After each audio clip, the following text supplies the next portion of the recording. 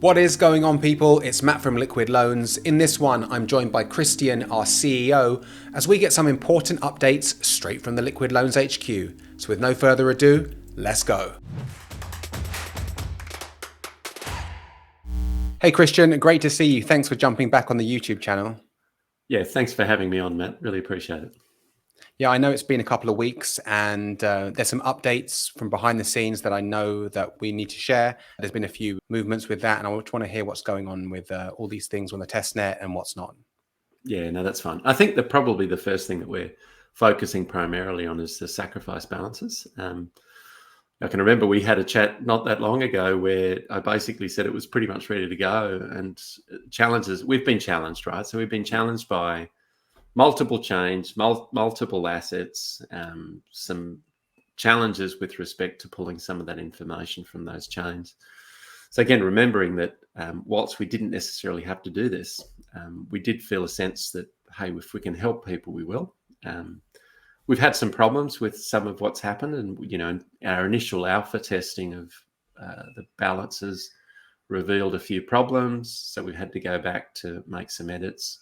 It's certainly taken longer than what I would have hoped, but I hope the community can understand that ultimately the aim here is to get it perfect, to get it right, and so that people feel confident that when they get their balances, that their points allocation, that they are correct. And so I know that today, for example, we're doing further alpha testing. We're also looking at doing some beta testing on this. So my hope is that by the end of the week, we're going to have SAC balances out to the community, and there'll be an opportunity for people to at least get a sense of where are they at in terms of the points allocation. So that was primarily the SAC balances. The other thing that you know about, and I think you've created a video which is really good around the validator. Yeah. So a couple of things that I wanted to point out there is that obviously we're still in rotation. That's important for us to do that. So we're investing a fair bit of time and resources to ensure that when mainnet goes live, that we've actually got all the necessary infrastructure right. Because one of the challenges with any validator is to remain in rotation, right? So you've got to make sure that you've got perfect uptime, that there's no issues from an infrastructure perspective, that's all aligned correctly. And so from our point of view, we're doing a lot of work to make sure that we've got some redundancy in that space. Why is that important? Because ultimately, when people are delegating their PulseChain tokens to the validator, you need to know that that validator is going to have really good uptime, and so that they're not going to be penalised, and as a consequence, you don't receive your allocation of fee revenue because the validator has either fallen out of rotation or there's been some other issues with the validator itself. So we're spending a lot of time doing that. In the course of that, we've obviously had some discussions with the devs on PulseChain, and we understand that there's some changes happening there. That will be fully disclosed in the future. But it also leads me to something else that I'll talk to you about later, because there's a lot of crazy speculation out in the community at the moment. But we'll discuss that a little bit later. In terms of testnet, we're really happy with the current design. So we're still going through some internal testing around that. The designs are looking great. Functionally, it's looking really good. We probably need you to do a bit of a walkthrough. So eventually what we'll end up doing, Matt, is that we'll actually have the DApp fully functional, and we'll get you to walk through in one of your videos just to explain how it all works. And then we'll give the community an opportunity of testing it. Now, one of the things that we're kind of conscious of with testing is that we kind of know that there'll be people that will really go hammer and tong, and they'll test the hell out of it, which is fantastic. But a lot of people will just gain confidence from looking at it. What we're hoping to do is, in addition to that, is that we'll actually have some use cases so people can test things based on extreme situations, right? So there'll be an opportunity for people to test the fringe cases so that ultimately, why do we want to do this? I think we don't want it to be just a marketing exercise to say, well, here you are, here's your testnet, and then not really structure the feedback. So we really want people to understand the things that we'd like them to test. And so we'll do what we can to provide people some guidance around that. So yes, you'll have access to it, and some people will be happy enough with that. but there will be others that will probably want to do a lot more testing, a lot more thorough testing. So we'll give them some guidance in terms of what we're expecting in that space. So pretty happy with the development there. I know everyone wants it yesterday. What I can say, and I might be paraphrasing Richard, but development's hard. It is hard. There's things that go wrong that you don't always expect. You just need to pivot around that and make sure that you can come back with reasonable responses to these things. The other thing that we will end up having, though, is that part of the testing process, we'll probably launch what's called a ticketing system. So what does that mean? It basically means that people will be able to record any issues, and we'll have a record of that we can then respond to. And whilst you can actually record that stuff in things like GitLab or GitHub, we do want to make it a little bit more user-friendly for people that may not be familiar with GitLab or GitHub, or may not have accounts in that space. So we'll make something available that community can use. And it gives us a good idea of, because sometimes what the feedback that you get isn't necessarily because something's broken. It's because it's a nice enhancement, or there's something else that they'd like that we hadn't considered. So that type of feedback's really helpful. But it's also important to record it, right? So a decent ticketing system is going to help with that. So we'll have that available around the time of testnet. And again, it's just ultimately, what do we want? We want people to feel absolutely confident that what we're about to launch is actually fully functioning, working exactly as designed, and ultimately we can take on any feedback from the community around enhancements. A couple of things that was really, really important for us, and I know in recognition of the PulseChain devs, these guys are working hard. We know that. We know that because we engage with them, right? And there's a lot of crazy speculation out in the community around, that Richard's devs left him, and I'm thinking, why on earth did people create such fiction? It's just a nonsense.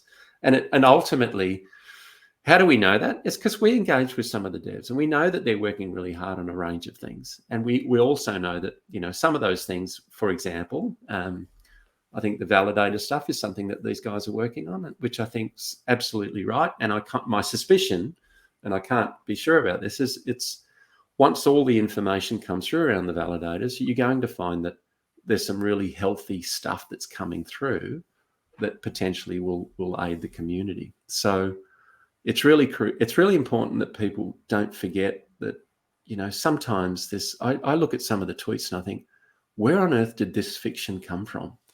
That the devs have left. They've got annoyed with Richard. They're off and running. They're going. And I'm like, well, if they're going, I don't know where they're going, because we're talking to them and they're doing a fantastic job.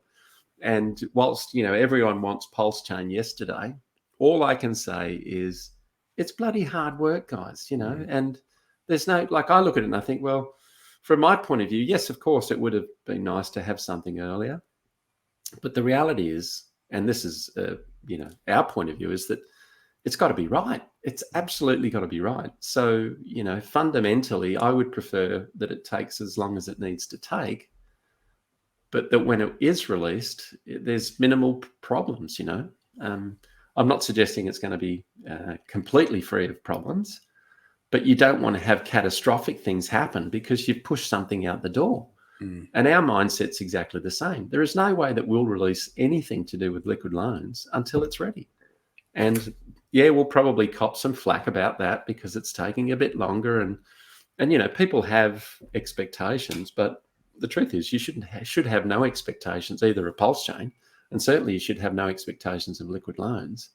And the only thing I would say is just be mindful of the fact that people are working really, really hard to get a good outcome, and that ultimately when it is released, people will be very happy because Richard and his team, for example, have taken the time to make sure that it's correct. So just take a breather. People just take a deep breath, remember that development's hard, and just allow people to do what they need to do.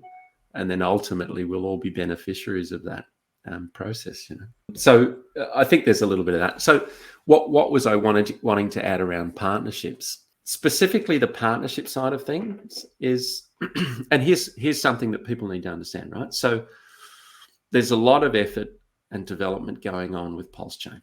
The guys are doing all of the work that's needed to get the chain up and running. but there's a hell of a lot of stuff that needs to continue to evolve and develop. And the reality is that once PulseChain launches, there may be other things that come online in the future. I think we've alluded to, having things come on board. For example, the multi-sig version, having Gnosis safe. That's currently not there, but it will be there once we've obviously been working on something that we'll share with the community at the appropriate time. Again, it's not a major priority for us, but it will be something that we'll share. There's other infrastructure. I think another thing that could be considered as infrastructure would be just the ability to index within the chain, right? So having an indexing system is really important. And so, the graph, for example, is one version of an indexing methodology. So having some of that available is really crucial.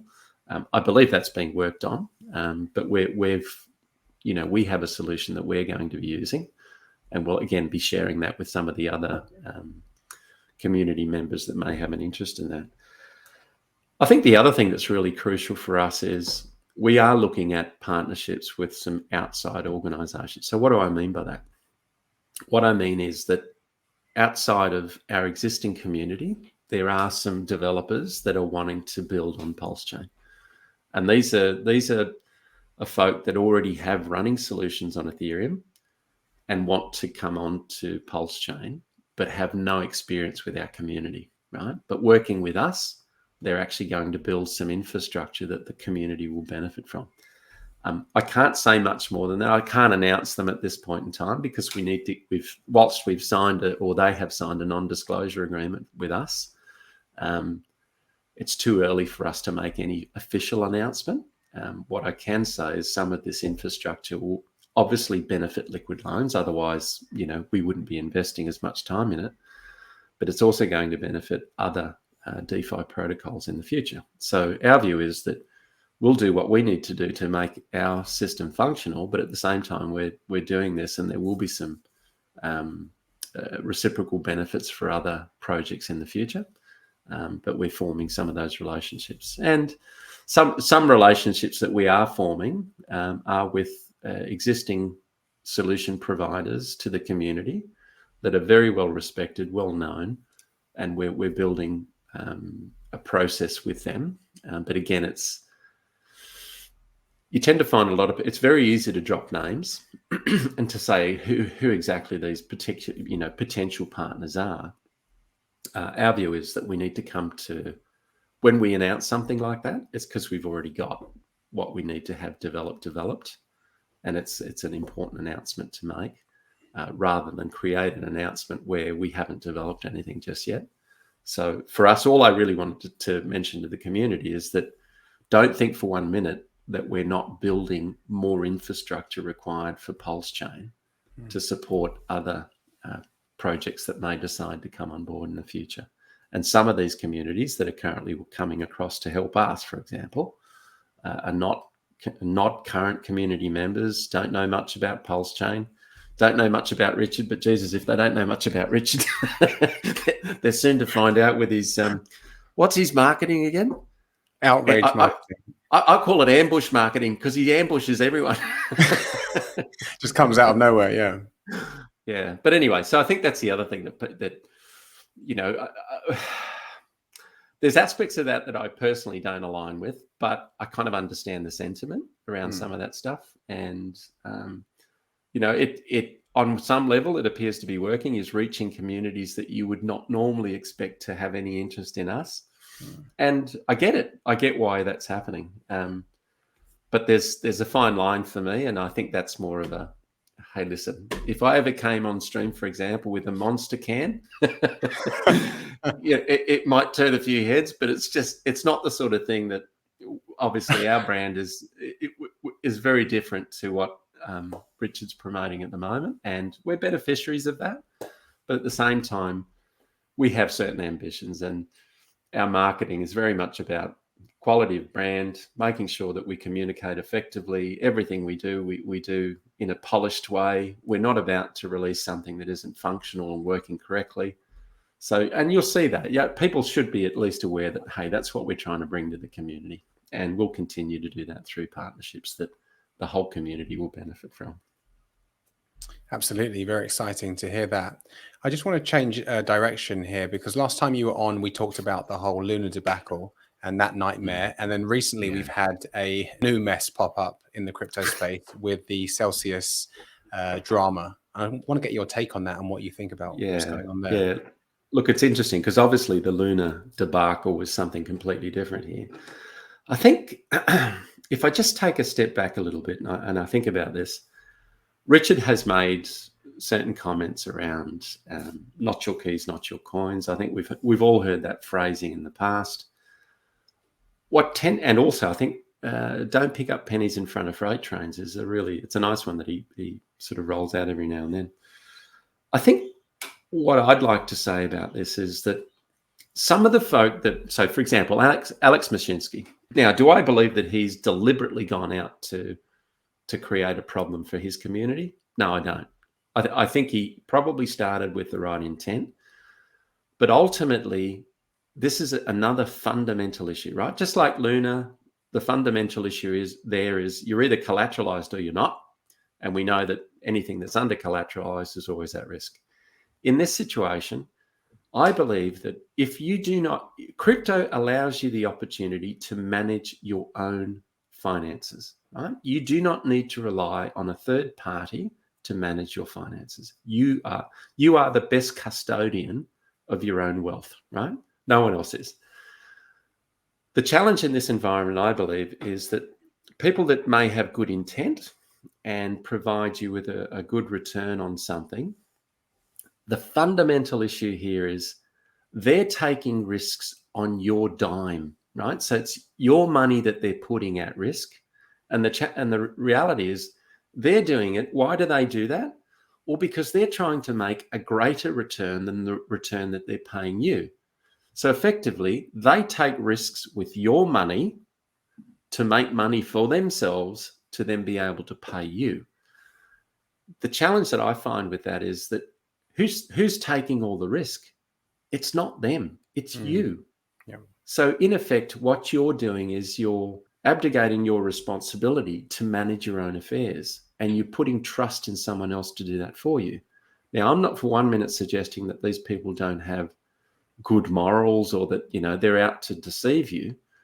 But by that process alone, it creates risk that you don't necessarily manage. So they're quite prepared to take greater risks than you may want to take in order to achieve the returns that they need to make to pay you out. That's the fundamental issue. And I think the breakdown with Celcius, I believe, is they've made some risky plays. The ST-ETH is one example of that. Another different story, but fundamentally the same thing, where they've made a play in that space thinking they're getting a good return so that they can provide the returns they can for their community. But ultimately, it's the same story. I think in that situation, they talk about the depegging. I look at that and I think, well, what's the issue here? The issue here is if I decide to stake my ETH, I should be able to get my ETH back when I unstake. But guess what's happening? They're not staking all your ETH. If you think they are, then it should be a 1-to-1 ratio. It's not happening. None of that's ever disclosed. So what's happening, I believe, is that ETH is being taken from the community, perceived that it's being staked, but it's actually used in another way. So again, same story. They're quite prepared to take risks on your behalf that you may not necessarily be aware of. And so you've got this perception of risk-free when in reality it's fully risky. And so why on earth would you ever go down that path? So it always comes back to, if you don't control it and you don't have your own best interest at heart, then chances are someone that is controlling it has their own interest at heart that actually could end up damaging you. So why is that important for us? Ultimately, I come back to, well, why on earth did we want liquid loans to launch on PulseChain? It's because we want people to be the self-custodians of their own wealth. They should be able to manage their own finances. So we wanted to create a protocol that's completely decentralized. There's no, it's immutable. There's no admin keys. Why? Because we don't want the responsibility of managing anyone else's affairs. It's entirely up to you to manage your own affairs. Here you've got a project and a protocol that allows you to do that. No one else will be able to manage your affairs better than you. That's my honest belief. You have your own best interest at heart. Liquid Loans provides you with the opportunity of managing your finances without the effect of a middleman getting involved. And so that's the big point of difference. And the other interesting thing for me is that whilst our parent, if we think about it in those terms, Liquidity, their stable coin, LUSD, is performing very well. And interestingly, I think, for me at least, there's all these other stable coins that have come up. I think there's TRON. Justin Sun has come up with it's almost like another Luna. And I'm like, why on earth did you do this knowing that this has just failed? Yeah. And they're going through exactly the same thing. And I'm like, this is just madness. So to me, where does this come back to? It just comes back to, why on earth are we here in crypto? Well, I believe we're here in crypto because we want to improve our financial position, right? So we're here to make money. Let's face it. That's initially what is drawing us to this. But there's also a number of, we're all subjected to constant scams. There's so much, it is the wild, wild west. And the reality is regulations coming, all the rest of it. But ultimately, in that environment, you can't trust someone else with your money. You have to manage your own affairs. And the more you learn, the more you understand crypto, the more you realize the best outcome for anyone in crypto is to be the custodians of their own finances. Anyone else, any other third party, whilst I don't believe they have bad intent, I think their intentions are good, but the fact that there are third parties and they're taking risks that you're not necessarily prepared to take places you at risk that you don't necessarily control. And Liquid Loans was not designed that way. Liquid Loans was designed to allow you to manage your own affairs, and no one else can actually take that away from you. I feel like I'm preaching, mate. No, what you're saying is spot on. And even though none of us want to see any of these other communities or other chains or, other stable coins go down, it does highlight the need for true DeFi, and it highlights the need for owning your own coins, having your coins under your control. So at least people can learn from this, hopefully, and not just charge head on into the next, Celcius or the next Luna. Exactly. And I think, by and large, that's what this community is about, that I think most people align very closely with the fundamental elements of Richard's narrative. And that is, you want to ensure that there's no middlemen, don't engage with middlemen to improve your financial position, manage your own affairs. And if you think about it, Richard doesn't have this is my personal view, Richard doesn't have a lot of patience for people that don't spend time to understand, right? So what do I mean by that? Richard's quite happy to share his knowledge, but everyone, and I'd say this is why our community seems to be stronger than others that I've been involved in, and that is that we have to take the time to understand. We're prepared to invest time to truly understand what is being offered here. Because if you don't, then fundamentally what happens is, if you don't understand, you're relying on someone else to drive a decision for you. That's no different in many ways to handing over your keys to someone else. If you don't put in the investment and the time to truly understand, it's no different. And so I think I like the fact that you have to work hard. Bloody hell. Hex, trying to figure out Hex it really is quite challenging initially. Yeah. But gee, isn't it nice when the penny drops and you finally understand the fundamentals of how it works? It's enlightening. And all of a sudden you realize the genius of what Richard's created. And you think, you know what? This is really, really good. Likewise, if you don't invest that sort of time in anything that you're doing, I think that's when you're subjecting yourself to your own personal risk, Anyway, enough ranting. Absolutely. Well, listen, I really appreciate you coming on. Thanks so much for the updates. Thanks, Matt. Thanks very much for your time. Really appreciate it. So I hope you enjoyed that update with Cristian. If you like content like this, do hit that subscribe button and that bell icon so you're notified every time we drop new content on the channel. Thanks for watching, and I will see you on the next one.